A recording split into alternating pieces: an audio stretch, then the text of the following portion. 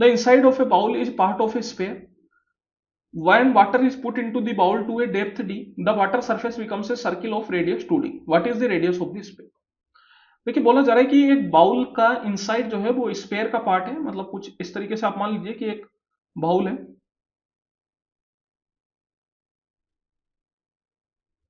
ठीक है, मान लेते हैं ये अपना स्फीयर का सेंटर है। जब वाटर को अपन डेप्थ डी तक भर रहे हैं तो जो वाटर सरफेस है उसका वो एक सर्किल बनता है जिसका रेडियस 2d है। तो मतलब कुछ इस तरीके से मान लेता हूं कि यहां पे ये डेप्थ d तक मैंने इसको भरा, तो ये जो पॉइंट, ये जो सर्किल बनेगा, तो इसका रेडियस अपन को दे रखा है 2d के बराबर।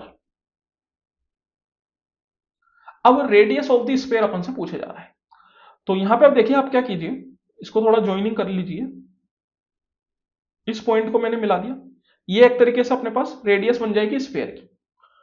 और अगर मैं इसकी बात करूं ये, तो ये कितना हो जाएगा, तो यहां से लेके यहां तक तो पूरी रेडियस है r, तो ये जो डिस्टेंस है वो हो जाएगा r माइनस डी, मतलब d में से सब्ट्रैक्ट कर दो, तो ये एक राइट एंगल ट्राइंगल बन गया। तो मैं बोल सकता हूं कि r square equal to r minus D का होल स्क्वायर प्लस 2d का होल स्क्वायर।